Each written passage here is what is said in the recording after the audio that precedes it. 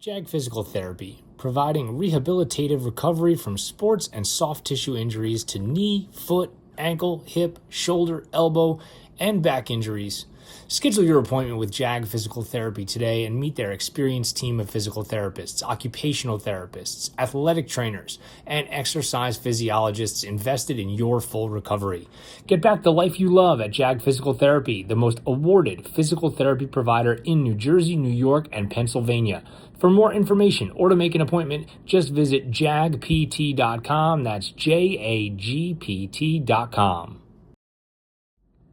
Lacrosse families, meet Orgo, the calendar app that actually thinks like a sports parent. Orgo syncs with team apps you already use and enriches schedules with real-world logistics. Every event shows travel times, early arrival buffers, carpool assignments, conflict alerts, and time-specific weather so you know what gear to pack. Get your athletes on it too. Orgo teaches time literacy, an executive skill for life. One subscription, whole family. Code LAX25 is 25% off. Just $44 locks in sanity for the whole year. Visit www.orgohq.com. That's www.orgohq.com. Sports build champions and leaders, but every champion has moments of struggle. Pressure, anxiety, burnout. And those moments deserve real support. PAX Health is proud to sponsor the New Jersey Lacrosse Podcast because they believe mental health care should be available when you need it, as you need it. Therapy and psychiatric services for kids, teens, communities, and families. Telehealth and in-person appointments are available within 48 hours. PAX Health, people helping people. Visit pax.health. That's PAX.health.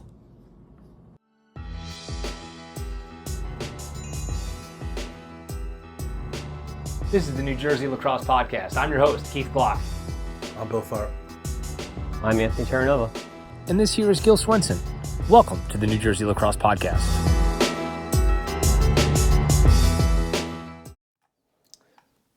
Welcome indeed. And I got to put us up on the screen on YouTube. There we go. Welcome to what I was going to call the season finale of the New Jersey Lacrosse Podcast, but it turns out it's not going to be the season finale because yours truly, Keith Glock, and alongside me, my trusty colleague, Bill Tharp, will be bringing to you not only a recap of what we have seen over the last couple weeks in the state finals and the Kirst Cup, but then we're going to also have a couple of bonus episodes for you. We'll tell you a little bit more about that as we get to the end of this episode. Tharpy, welcome back, man. It's been a couple weeks. Yeah, it's we're full swing of summer. Speak for yourself. I can't believe it's like, well, I guess that's true. I'm more so we're in the full swing of summer for like club lacrosse stuff. I guess that's what I mean more so than you public school people who are just finishing today, which blows my mind. Yeah, man, this is day one of summer for me. So don't deprive me of all the time that I am deserved here as public school lets out. And just because you guys don't go to school ever, that's great. And I could say that as a private school kid. Like some of the seniors are done like at the end of April, you know, it's like, and then they graduate, you know, the first weekend of June or whatever. It's crazy. Yeah. Oh, I know. I know what it is. It's but anyway, I digress. What we do have is a bunch of really good lacrosse games to talk about. And I think the last time we got together, Tharpy, was leading into the sectional finals. So I do want to get in the Wayback Machine and go through the state sectional finals, and then we'll talk about the group finals played at the College of New Jersey. We'll talk about the College of New Jersey a little bit. And then obviously the Tournament of Champions, now known as the Kirst Cup. So the sectional finals that I think are worth mentioning, Sparta defeated West Morris 12-4 in what was that's a pretty disparate score for an upset in a sectional final. Tharp, I know you watched that one. How did Sparta do it?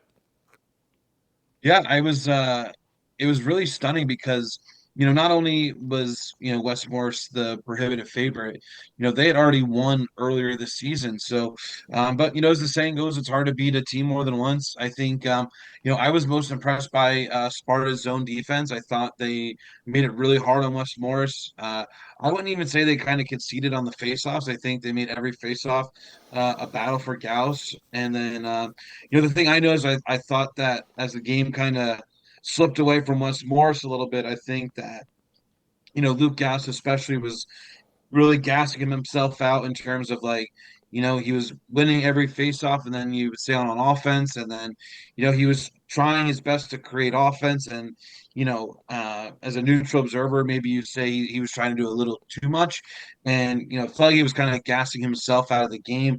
And then Sparta was super lethal in transition. They finished a lot of their opportunities. They had a nice little lefty attack. I think his name was Eddie Brown. He was a good little player, and finished a lot of opportunities in transition for them. And you kind of blinked and it spiraled out of control there. And Sparta really owned the game, and I would say Sparta kind of owned the last kind of week of the season. I know we'll touch on it, but they ended up doing the damn thing and winning in the final as well. So congrats to Sparta. I thought they had a really great game plan. And, in reading the NJ.com article, I didn't even realize it at the time, their last loss of the season prior to the Kirst Cup was the regular season matchup against West Morris. So, they ran the table the second half of the season. And, I thought that West Morris didn't seem, super prepared for the zone offensively. And like I said, when they were able to limit Gauss off of the face-off wins, it wasn't like he was winning the ball to himself, fast break goal. They had a good game plan, and and then like I said, really capitalized in transition. But man, what a it was a kind of a cool way to kick off the sectional finals. That was one of the first ones to kick off that day. Yeah, the other one that we certainly had eyes on because one of our colleagues, Anthony Terranova, officiated the game. Ocean City defeated Manasquan, and they regulation, not enough time.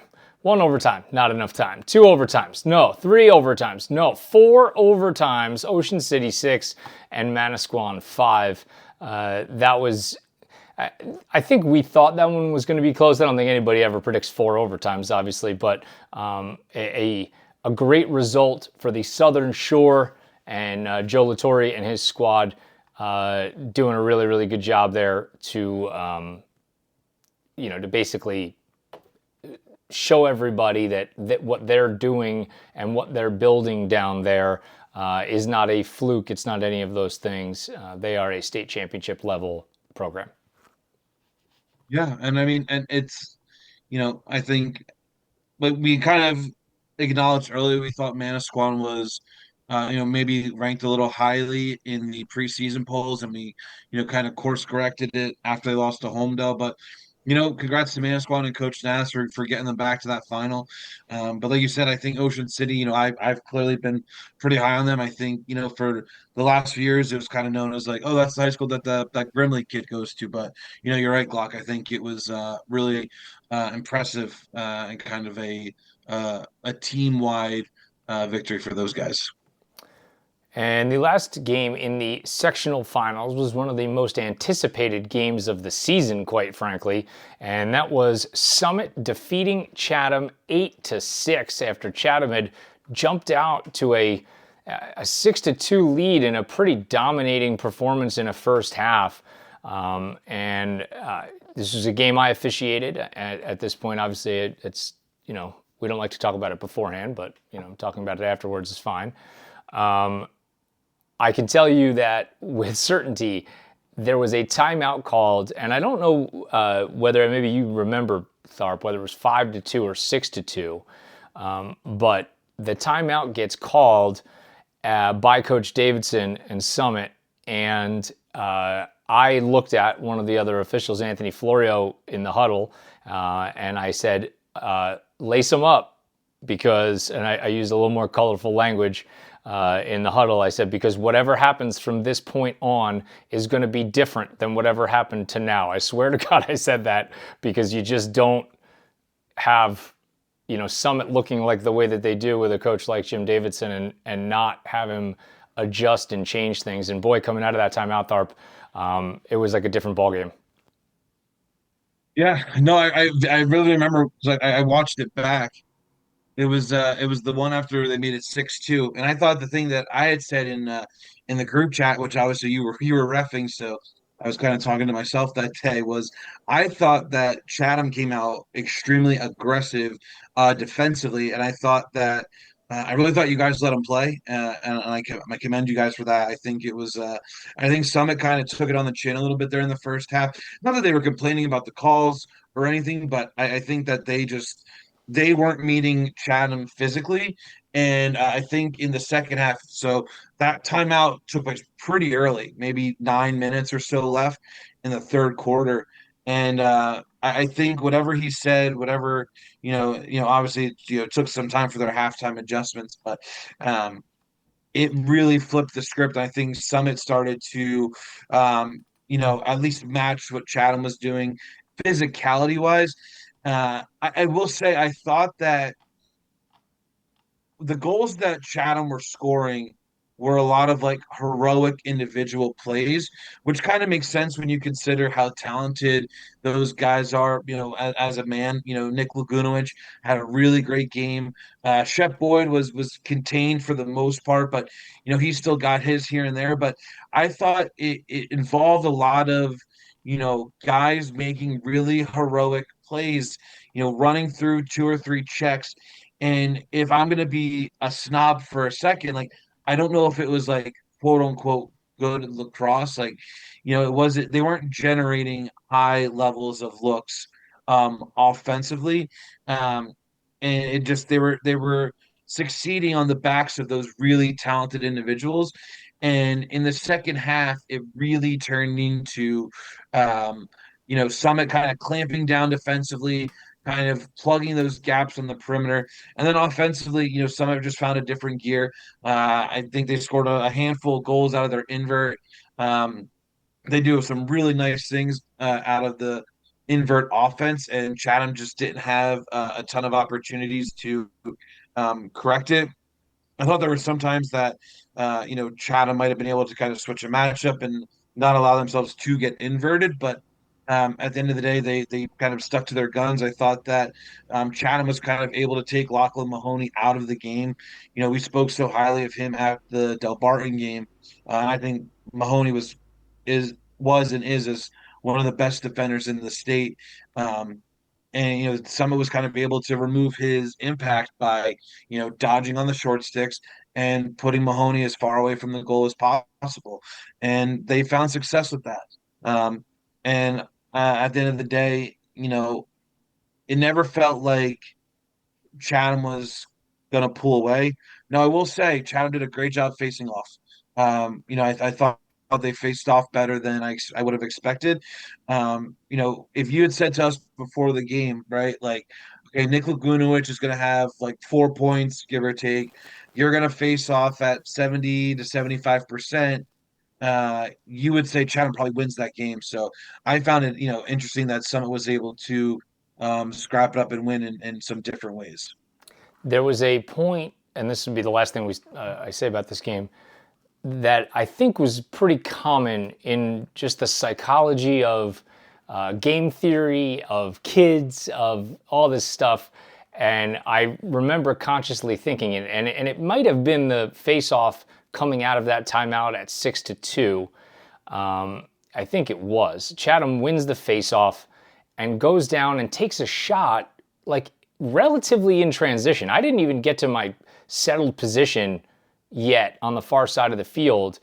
And it was the first time all day that they had taken a shot like that, as opposed to coming down, touching it in the box, getting the O-mids on the field, and like there was a chance there at 6-2 with the ball to just bleed off another 2 minutes, like right there. And it was a shot on the run. Kiewit ate it up and Summit clears the ball and they go down and scored. And I remember thinking as Keevan saved the ball, I said, wow, I can't believe that just happened. Like, I wonder if this is going to be the start of this comeback. And sure enough, it kind of was. So just a lot of things in a obviously about as high level a public school game. I would put that game up against honestly any game in the country with the talent level of both of those teams. And some days maybe somebody on that field would lose to another public school in the country, but I would say most of the time they probably wouldn't. So that was just really, really high level stuff, and kudos to both teams. Yeah, and I mean, I know we might get this, but Summit ends the season as the number one public school team in the country. It's like, yeah, when that's they were the best. They kind of proved it.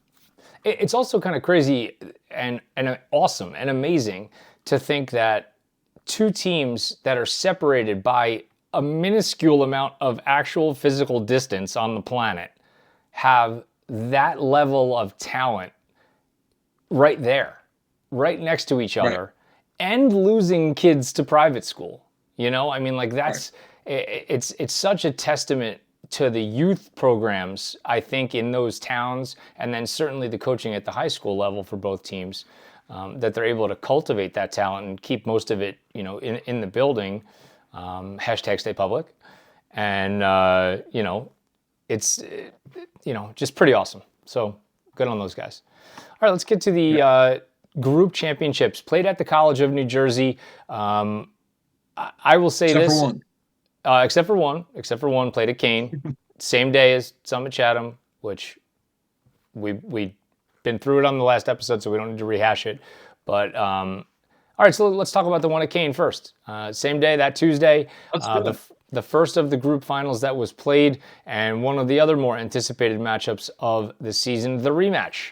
Delbarton and Seton Hall. Seton Hall took the first matchup during the regular season, and Delbarton comes back to defeat Seton Hall 8-7 in the non-public final at Kean University. Sun-soaked Kean University. It was a difficult sun field there, and another game where we're talking 20 Division I kids starting the game, pretty much for those teams. Take us through it, Tharp. Yeah, I mean, I thought right off the bat, I think you saw a real respect for the Seton Hall offense out of Delbarton. I think Delbarton played in a way where they were really trying to control the ball. They weren't going to take any unnecessary shots.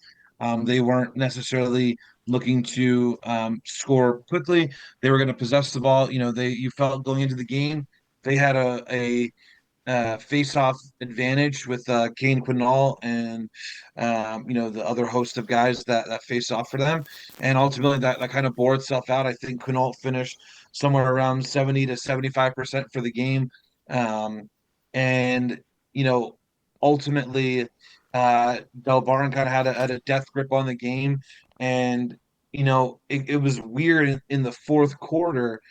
Seton Hall, I think the score was something like 7-5 with maybe 3 to 4 minutes left, and Seton Hall is really pressing out, trying to get the ball, and they get scored on. There's an earlier possession, so it would have been like 6-4 or whatever. So they're pushing out with a shorty behind. They give up a goal. They're kind of overextended to get the 7, and then goal number 8. Again, they're kind of overextended, and Christian Trzynski scores. Quite frankly, just kind of like a knuckleball for Delbarton to make it 8-5, and that goal loomed large because Seton Hall gets 2 pretty quickly. Alex Anti with a really nice. He dodges to the middle, draws a slide, and kicks it to I think it was Jack Merklinger, and then Owen Dunleavy scores a sick no angle goal to make it 8-7 with about 15 seconds left. And incredibly, Seton Hall, the ball gets kicked around a little bit, and Seton Hall wins the faceoff, and Jaggers and Mexon has the ball, and ultimately can't get a shot off. and Delbarton wins. But it's almost like one of those instances where as armchair quarterback and getting to sit here and relive the game. Should Seton Hall have been extending out and pressing out, and overextending, and maybe you don't give up that eighth goal. I don't know. At the same time, there's no way to say they're ever going to score those two goals that they got anyway. But I think that Delbarton did what they had to do. They won the game. They did the little things right, and ultimately, I think it's what we've talked about for kind of most years, right? It's Seton Hall gets him in the regular season, Delbarton gets him in the playoffs. But I thought that Delbarton showed, like I said, a lot of respect to the Seton Hall offense, and I don't think there's any world where they would say they doubted their defense, but I think it was more of a lot of respect to Seton Hall. And if you're a Seton Hall fan, you're probably yearning for the shot clock, and you're saying if that game had a shot clock, it goes differently. But um, at the end of the day, Delbarton had a game plan and they executed it. The group finals switched over to the College of New Jersey after Tuesday. For the first time ever, the group finals were played at TCNJ, 2 games on Friday and 2 games on Saturday. And a quick word about the venue itself. I thought it was awesome. It was a geographically perfect location given some of the matchups that we had, namely Southern Regional and Ridgewood and Sparta and Ocean City. So about as centrally located as you could get. Summit, Shawnee, same deal. Lakes, you know what I mean? It felt right. In contrast to Kean, the way the sun sets at TCNJ there's a very tall set of stands, and it sets behind the stands pretty early, so the sun just really isn't a concern for anybody. It was TCNJ itself did a great job of making the field ready for everybody. It was just, for my money, I hope it stays there forever. Because it checked a lot of boxes. Easy parking in and out. So I was pretty happy with that. To get to the games themselves. For me growing up, I remember, our in high school, our girls soccer team was very good, and I remember they played and won a state championship at TCNJ. So I'm like you, I think it's like a really great spot, and like you said, I think it's kind of cool. Obviously, Kane's a college, but like I think it's kind of cool, like you know, to do that venue, and it's like you're right. It feels sunken in a little bit, and like in a good way, and like the field's kind of on the bleachers are kind of on top of you a little bit, whereas with Kane, everything's more kind of field level. And I think Kane is a good setting. So this is not shitting on Kane. It's more of like I just agree with you. I think there's like something special to the aura and the atmosphere that TCNJ can present. Especially when you get fans lined up on the fence, and I think it's a really good atmosphere. I would agree with you 100%. It I do also have to has poke the bear for a second. Well, wait, hold on. It What do also you has. think? Oh, you go. I think this will lead right into your question. I think it's a great thing to be able to have the girls and the boys at the same site, one field next to the other. I assume that's where you're going. You're asking my opinion about the field surface. Yeah. So the field service, the girls lacrosse programs in the state, I guess, were a little less than happy about having to play on an AstroTurf-like field surface. I believe it was a non-issue for the weekend. I think that the traction was pretty good.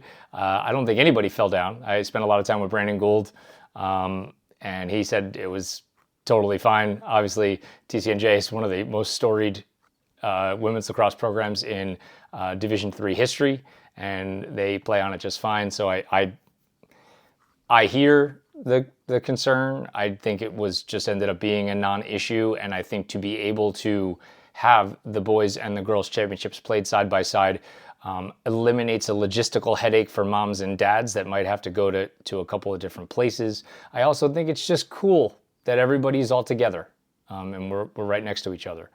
It creates a pretty good atmosphere. I agree with you, Keith. I would say like the one thing where like if I was a women's coach where I would be like, all right, you do have to wear different shoes. I acknowledge that's the thing. Like if they truly heard about that, 1 or 2 days beforehand, okay, like yeah, that's frustrating.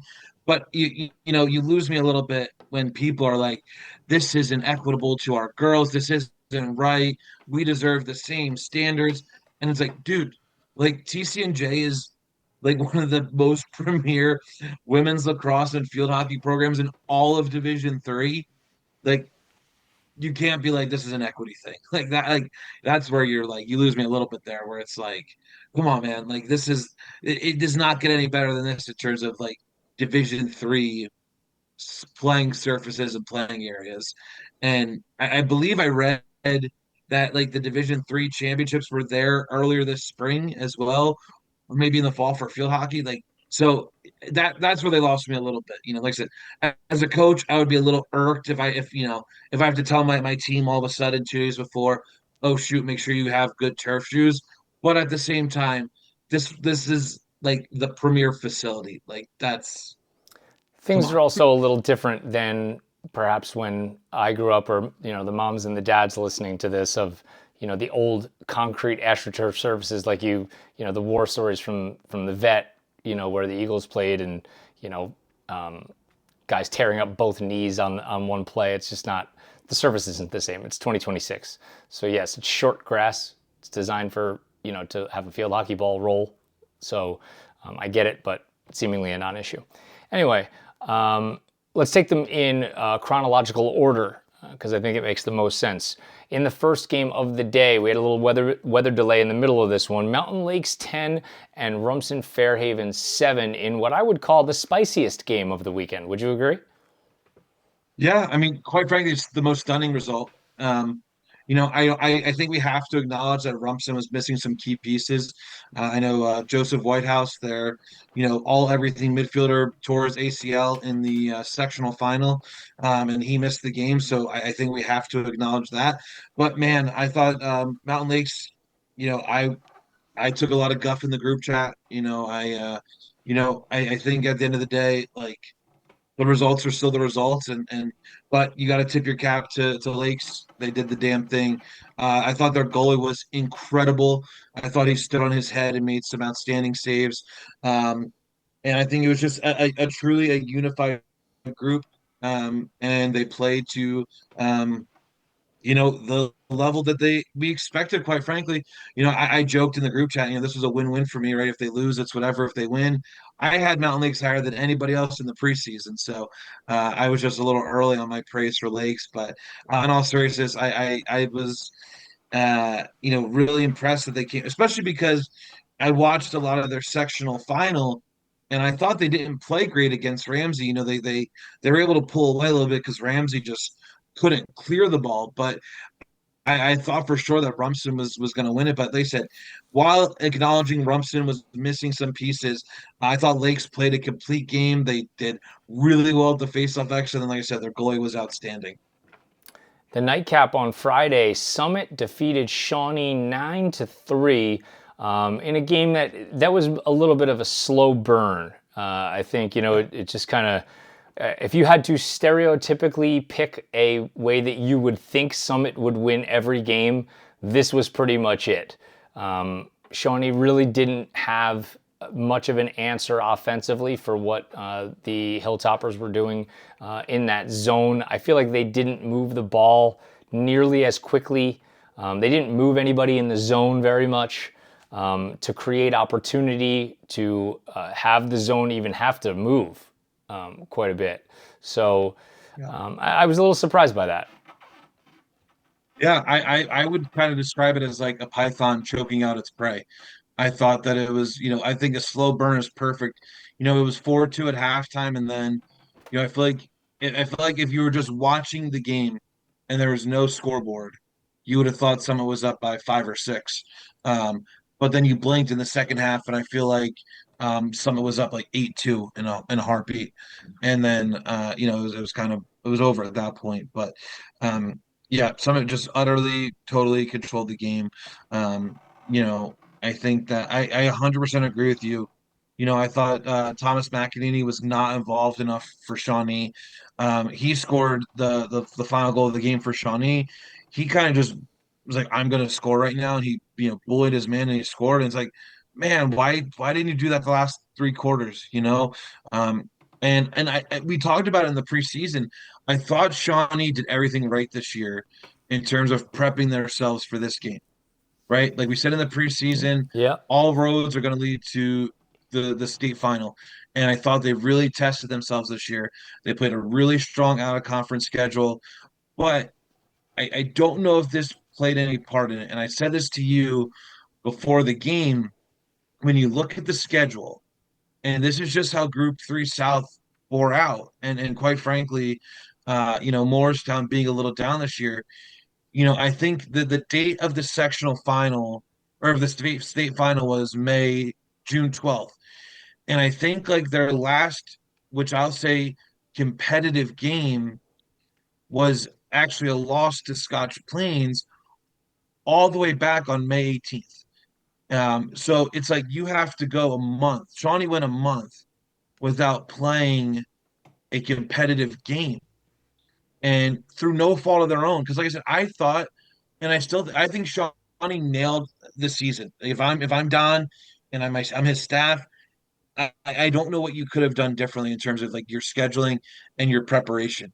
But it's a shame that that's just how Group 3 South bears itself out. Because I think every game leading up to the sectional final, they win. They score 20 plus goals. The opposition scores less than 5, and then in the sectional final, they beat Morristown by 10.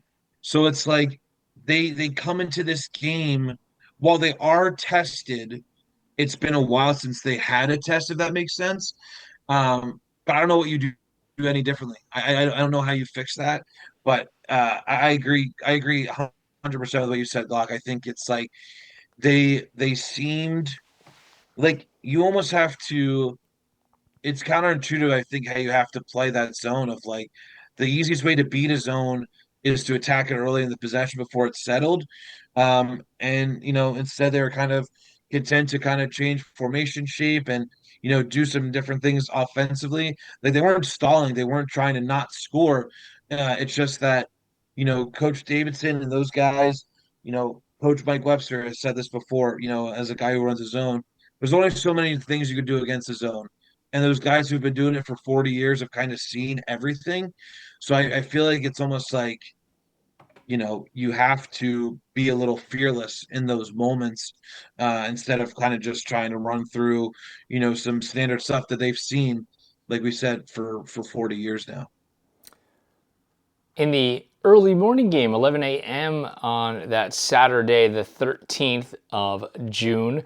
Possibly a matchup of two of the nicest human beings at head coach that have ever walked the planet, Sean Peterson from Sparta and Joe Latore from Ocean City. And Sparta came out on top, winning a state championship 9-5, capping off, and we talked about this before, what was a incredible second half of the season for Sparta. Not losing a game since that first West Morris game that we talked about. And, I having been, I was in the box for all 4 games and watching the way that Coach Peterson and Coach Latore go about their business on the sideline with their players is a masterclass in positive coaching, accountability, and I don't think I could respect two guys more than how they go about it. So congratulations to both programs for sure, and certainly to Sparta for the state championship. Yeah, unfortunately, I was up in Connecticut coaching, so I didn't get a chance to get my eyes on either one of these games. But like you said, I believe it was the first state championship in program history for Sparta. So congrats to those guys. They have a pretty rich tradition, but people forget Summit was in Group 2 for the longest time. So I think for years Sparta ran into the Summit buzzsaw. But congrats to those guys. I know Coach Peterson ended up being named the NJ.com Coach of the Year. So congrats to those guys. They 100% deserved it. And in the final game of the state championships sponsored by the NJSIAA, Ridgewood defeated Southern 13-8. A game that was very, very close for most of the game. And I thought that you saw Southern really do everything possible to play as tough and as disciplined as they could. And then it got a little loose at times that were, there was an inexplicable foul, in my opinion, that they took. It was, I can describe it in no other way as a frustration foul. It was relatively early off of a face-off, before anybody even got settled into offense. And I don't know if it was the face-off player or one of the wings just came in and cleaned a guy out from the back. And it was certainly a minute foul. It could have been more. It's one of those things where you're like, oh, is that a push? Is it, no, it was a minute from the rear. And it was a 3-goal game at the time. It was like, Ridgewood started to, like, it felt maybe a little bit like more than 3 when you were down there, but it was still only 3. And there was probably 4.5 or 5 minutes to go in the game, which is an eternity in a lacrosse game. And I said, man, all right, I think things are starting to come undone a little bit here for Southern. And then Ridgewood poured it on once Southern got a little undisciplined. But I think Southern really showed that if they could, there was a little Syracuse in them. And, if they stay out of the penalty box, boy, year over year, they got athletes. They got athletes and they got good lacrosse players. They just can't, when you're playing against a Ridgewood where they have certainly as much or more talent than Southern does, like, you got to play the whole game and you got to play a complete one, and you can't shoot yourself in the foot at all.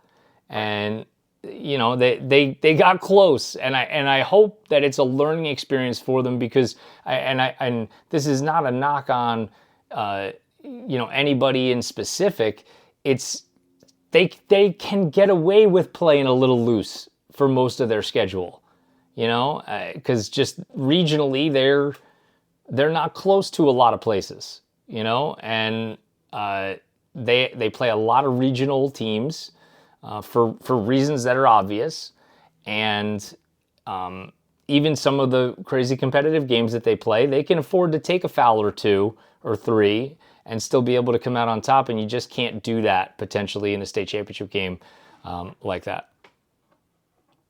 Yeah, I mean, I think it's who they are. It's like they're tough, they're gritty, they're hard-nosed. And I think Southern's not the shiny new kid on the block anymore. I remember, a few years ago, I think it was, one of Gil's last years in Montgomery. So I guess 2019, no, so 21, I think they broke through the first time and made like a sectional final. And then they've been just ruthlessly consistent. And I think that, on paper, they only graduate 3 seniors.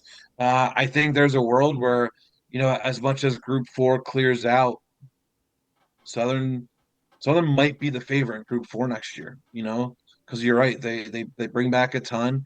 They got a ton of guys playing club and whatever. So, but the coach on there, man, does a great job. But at the end of the day, I think it's like AJ Lasaro was the best player on the field for Ridgewood, and the best player made the best plays when it mattered the most. So, kind of end of an era for Ridgewood. AJ Lasaro graduates, and his younger brother is an incredibly talented hockey player.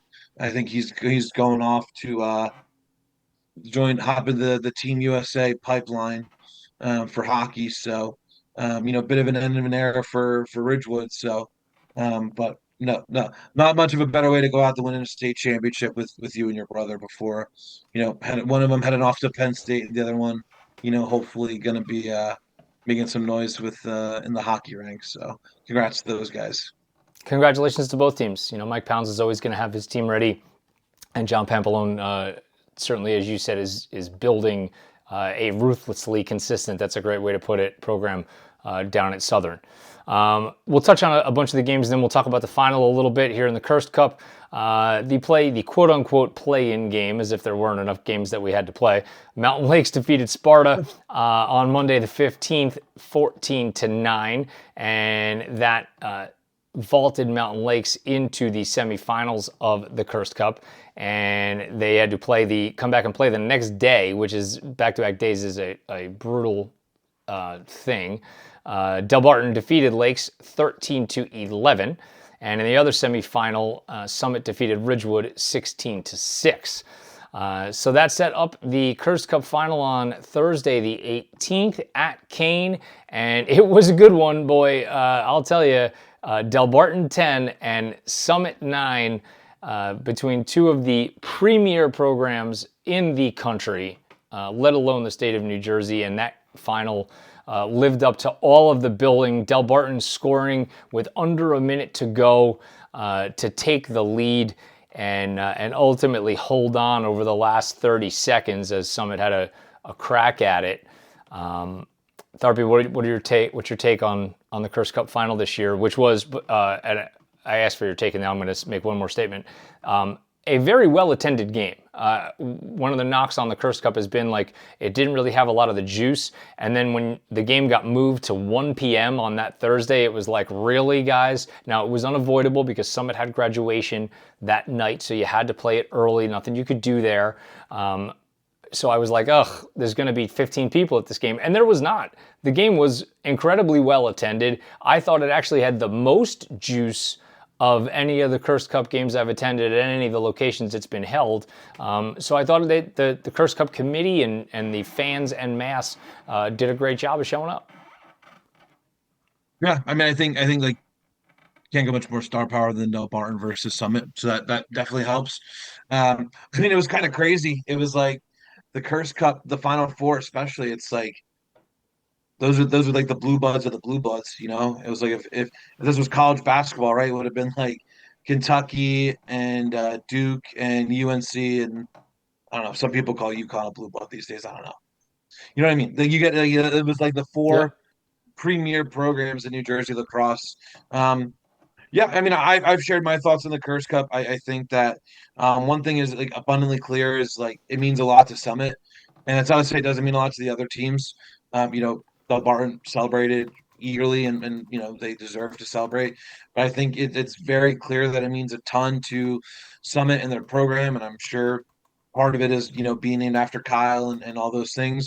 I know Delbarton was missing some guys, and watching them, it seemed that they had to went deeper into the bench and all those different things. So I think that the 1 o'clock start time was definitely a little weird, but at the end of the day, Keith, I think the thing that's most important, and I'm not going to sit here and poo-poo it, is the kids gave a shit. They played hard. From everything I've heard, the game was well officiated. The shot clock was well received. So congrats to Delbarton. I think that they did a great job. And they, crazily enough, is their first Kirst Cup championship. So congrats to those guys and Coach Kovalchuk. And also just wanted to shout out the senior all-star game, kind of back for the first time. And again, from everything I've heard and seen, the kids gave a shit and tried hard. Sometimes in these all-star games, there's no defense. It's just guys scoring crazy goals and silly celebrations. But everyone seemed to really care and give good effort. So yeah, I think this is the time to celebrate the Kirst Cup. We can go deeper on our thoughts at another time, but I think this is time to be positive. And it was another well-run event, and it was a good way to put a bow on 2026. If Nova was here, he would say that Delbarton was clearly the best team on paper, and they ended up wearing the crown at the end of the season. So probably feels fitting, and Summit being right there also feels fitting. So congrats to those guys. Totally agree. Another reason and a couple of things that we should celebrate were coming up, and I didn't prep Tharp for this, so let's do a little trivia, Tharp. I'm going to give you a number, and you tell me what it represents. 1,097. Okay, so I know what we're talking about next. So my guess is going to be the combined wins between Jim Davidson and Chuck/Matt Appel. I did not include Matt Appel's record in this. I just included Chuck's record. 595 career wins for Chuck Appel at Bridgewater and 502 for Jim Davidson at Summit. And both, and with, kind of Matt Appel has obviously taken over the reins for his father at Bridgewater over the last couple of years, although Chuck remained, a piece of the program active on the sideline. That the Appels announced their resignation as Matt got a new job as an administrator in my district in Montgomery. And Coach Davidson announced that he is stepping down after his 500th, 501st, and 502nd wins in the postseason this year. And this marks the end of an era of high school lacrosse in the state of New Jersey that there is no real way for us to be able to do justice for you. If you are a younger person, a player in high school currently, you may be thinking to yourself, yeah, like those guys are good coaches. Okay, great. No, it is much more than that. We are talking about institutions of boys lacrosse that were built over decades in two public school programs that have become two of the best that anybody could ever compare themselves to in these United States of America. And moving on from the Chuck-Matt Appel combination and Jim Davidson in the same offseason, it is a nuclear crater that has been dropped here, and one of the things that I make the sign of the cross as a good St. Peter's Prep graduate when I say to whoever takes the reins at both of those programs, I wish them a ton of luck, because they will forever be compared to the people who have come before them, and that is an unfair task. It's just unfair, and there's nothing that you could do to accurately describe what those three individuals have meant to the sport of boys lacrosse in general. And they will now, and by me and anybody else that ever has a microphone or a pulpit or whatever you have, they will forever be celebrated as founding fathers, as contributors to a legacy of fantastic lacrosse that our state is known for. And the number of young men that those guys have influenced through the years was unbelievable. And the last thing I will say is that those guys together basically gave me one of my best memories of high school lacrosse, and will always be my best memory of high school lacrosse. It was the last Tournament of Champions final ever played at Rutgers at Yersack Field in the soccer field. Summit, on a 3-year undefeated streak, and Bridgewater takes a Tournament of Champions final 7-6 in that game in front of about 6,000 people at Rutgers. Summit with a furious comeback at the end with the ball down a goal. Just that game between those two guys was everything that you would think a game between two guys that combined for nearly 1,100 career wins would be. And two of the best to ever do it are now no longer doing it. Yeah, I mean, it's I have a close proximity to the Bridgewater program, and and talking to some guys over there, it's crazy like how forlorn they almost are. Unfortunately, Chuck's been, pretty sick now for a few years, and he hasn't been able to be, you know, prime Chuck.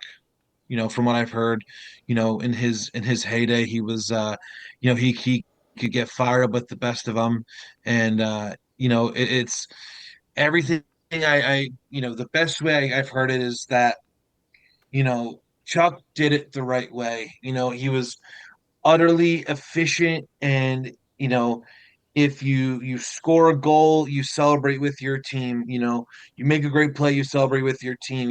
It's all about the BR on your jersey, and everything in that town. um and I think that you said it best. They are truly institutions, and they are leaving a mark in our sport. And it's, I would say too, Keith, it's also fascinating because it was pretty sudden. And sudden, not in like, Jim's 63, I think I saw in the article. And like I said, Chuck's been battling sickness, and Matt's Matt's still in the prime of his professional life and looking to grow as an educator. But like, when Jim announced his retirement, and we talked about in the group, you had said you had heard some whispers about it, but there wasn't like how some of these guys, in professional sports will do like a farewell tour. And David Ortiz, I remember when he announced he retired, and there was nothing like that. And then all of a sudden it's just article on NJ.com, and he's gone. And it's it's just crazy that, like you said, it's just like these are they didn't mean to be. I wouldn't think, like, they almost feel bigger than the program in some ways. And like you said, like now that the programs have to move on. And it's really interesting because I think Bridgewater, is entering a really interesting time. They graduate, the final Cardillo comes through, and they graduate Cifuentes and Mikey Bradis and Reed Fine, like a really talented senior class. And it's like, man, if Chuck or Matt had any chance to like take a team that didn't have high expectations, it feels like the 2027 Bridgewater team might have been that team. And now they're entering, the season with a brand new coach, whoever that is. But Summit, same thing, graduating an uber talented senior class. But obviously the great thing about both these guys and the legacy they're leaving behind is, their coaching trees are robust. There's so many Bridgewater alumni still playing, still coaching, Summit alumni playing and coaching, that you have to feel that both of these hires are going to be alumni of the program, A, and B, they're going to be really high caliber coaches. These aren't the programs to take the chance on the young coach. They're going to hire a guy with experience, and they're going to want to keep it in the family. And it's so interesting. And I thought one of the most interesting things is, in reading the article on Coach Davidson specifically, his first ever game was a loss against Delbarton, and his last ever game, uh, albeit unofficial, was a loss to Delbarton. So kind of a crazy way to bookend the career of Coach Davidson. But as you said, Keith, for me, I can only think of two, maybe three other coaches that I think will be as um, you know, shocking when they retire, and that's Coach Flynn from Mountain Lakes, Coach Webster from Pingree, and then I think Coach Pounds from Ridgewood. I would say besides those three, that there's not many of those quote unquote institutions left in our sport, is which makes this group retiring all that much more impactful as well. Yeah, I would agree. Um, there's still a couple left. I think that there's probably a couple of more changes that are coming, that I don't think are either public yet or whatever. So, I mean, I could tell you this, 2027 boys lacrosse landscape is going to look a lot different. And that's a great segue, actually, as we wrap up this episode of the New Jersey Lacrosse Podcast. This will not be our final episode of the season. We're going to bring you at least 2 more. One regular episode, one overtime episode. Everybody seems to love the concept of the day after the NFL draft, reading like a Dane Brugler way too early NFL draft for the following season, so that they can keep an eye on what's to come. So Tharpy and I are going to do a way too early 2027 episode in the coming week or so. And I also recorded an overtime episode the other day with Maddie Terefenko, who is, if the last name sounds familiar to boys lacrosse fans, that is because she is the sister of Team USA star Ryan Terefenko, PLL player, Ohio State great. But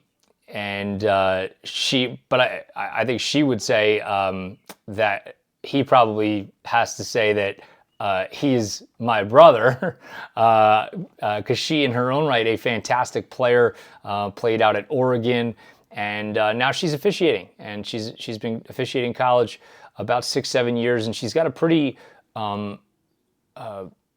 burgeoning social media presence, we'll say, and that's how I became aware of her. She talks very honestly on her social accounts about officiating, and it's pretty interesting content. So she and I sat down for about 45 minutes last week, and it was pretty good conversation. So I think you guys will enjoy that. An early plug for her is you can follow her on Instagram at her podcast title, Blondes Who Blab. That's the title of her podcast. So I actually coached against Ryan Terefenko in high school when I was doing my grad school. I coached at Exeter Township High School, and he went to Wilson, and it was a freaking high school. That's all I'll say. He was everything he does now in high school. Everything he does now, he did in droves in high school, and was an incredible high school player. So I got to say I coached against that guy. So I think that's pretty cool. I like it. I had to issue an apology to Maddie on relative to something that I allowed to happen in the gold medal game of the World Championships to her brother near to the end of the game. I didn't realize just how bad it was until afterwards, but he might still have some welts as he was trying to basically punt, return, clear a ball near the end of the gold medal game against Canada. And sorry, Ryan. But can I tell you something? As much as shit as I like to give New Jersey lacrosse refs, Glock, this summer officiating has been a catastrophe this summer, and it's not just me. And obviously know that Nova refs. I value his opinion when he if I criticize a ref, I think it's one thing, but when he criticizes a ref, I think you and Gil okay, Tharp's just not lying. It's been so bad this summer, Keith, and I know there's no way to fix it, but and there's nothing that you can do about it. But I'm just venting to you. It's been so bad, and in so many ways, it's like as Nova said, like this, recruiting is for some kids, it's like if I don't get a scholarship to college, instead I have to jump right into the career field or whatever. And I think it's like these refs have to do a better job. Like we need to be better, and I think that I just had to get that off my chest because I shit on New Jersey refs all the time. I think New Jersey refs are better than Maryland and Delaware refs. I'll say it. We're the best refs in the country. Let's not go that far. Why would I'm actually not even joking. Why would you say that we're not? I don't have. Well, there's plenty of people I could point to that are bad in New Jersey. The way I could point to the people are bad in other states. Like, are you saying the top? Like, if okay, let's say this. If you said the top 10 refs in New Jersey versus the top 10 refs in other states, okay, it's like that's a debate. But like, there's some really bad refs. I actually would say it's when you go outside of that top 10. I would put our top 8 in the state of New Jersey literally up against any other state in the country at any level, Division I or lower. But I think it is when you get into probably, if you said to me, the top 50, right? And you tell every one of these lacrosse playing states to give me your 50 best guys. Our number 50 is a incredibly high, and that, by the way, only represents 10% of the guys who officiate in the state of New Jersey. We have about 500 officials in the state of New Jersey. Do you interact with other states' interpreters? Like obviously, I know you're on the NFHS committee. Like, I know you're part of other committees, but like in your role as interpreter, do you ever interact with like the New York interpreter or the PA? You know what I mean? Like, Yeah, do you ever have that cross state lines? Yeah, I interact with the PA interpreter quite a bit. Scott Deedy. Scott is a great guy. He has a fairly permanent seat on the NFHS committee outside of the regional rotation that happens, from state to state. There are regional numbers that are assigned, and then it kind of rotates among the interpreters of who rotates on and off the committee over a certain number of years. But Scott's been pretty much a fixture in there for a while, and he and I communicate quite a bit. Super intelligent guy, and somebody I respect quite a bit. So for sure, we try to. But that said, I still would put the Jersey guys. That'd be fun. There's no way to do a competition, but that would be fun to like I don't know, have a ref off. Listen, Ben Stiller could write a movie for this, right? The Dink is coming out in a couple weeks here. A little pickleball movie from Ben, but I'm sure we could figure out a way to get him to write something about officiating. Well, you got to hop on sideline. You got a ref in the summer. That's what many people are saying. The only way that would happen is if my nephew ends up doing it, and if that happens, he was going to officiate this season, and his work did not allow him to. Literally, he was not allowed to be gainfully employed outside of his current job right now, and he applied for a waiver and was denied. So he was unable to do it. But if he gets into it and it's something he wants to do, I would, because of having now a higher purpose, I would tolerate getting yelled at by Billy's dad for a little while and go back to the summer stuff. But we'll see. The biggest question on everyone's mind: will you again be officiating the Garden State Cup finals? I just had lunch with Mr. Curcio today, and I did put Friday the 17th in my calendar. I do not have a time on said event yet, but I do look forward to having you be very angry at me again and then have somebody buy me lunch. Or I'll be really happy with you this year. There are two options. I'm going to go with option A. I don't really know. You're one of those guys I feel like I could give you $1,000 bill and you'd be like, really? That's it? Okay, great, thanks. Okay, so you give me $1,000 on Friday and we'll see how I react. That's the only way to figure this out. I digress. We might do some content from that game though. In all seriousness, right? There's been whispers? I would love to. We might get some game. I would love to throw some microphones on people. That would be fantastic. We got to talk to Sears about it. But let's not get too behind the scenes before we get ahead of ourselves. This will do it for this episode. Here's my thought process: is if we say it, then Gil can't back out of it. That's my logic. Because you and I are down for anything. Yeah, I think it's fun. I might do ban up for the state finals and got a tremendous amount of awesome content, just like educational content, quite frankly. I don't think we're doing it for anything more than comedic value, but that'll be fine too. In any event, we'll be back next week. A way too early look at 2027, and also stay tuned for that overtime episode with Matty Tarafenko. And for Bill Tharp, I'm Keith Glock. This has been episode 17 of the 2026 New Jersey Lacrosse Podcast. Thanks for watching.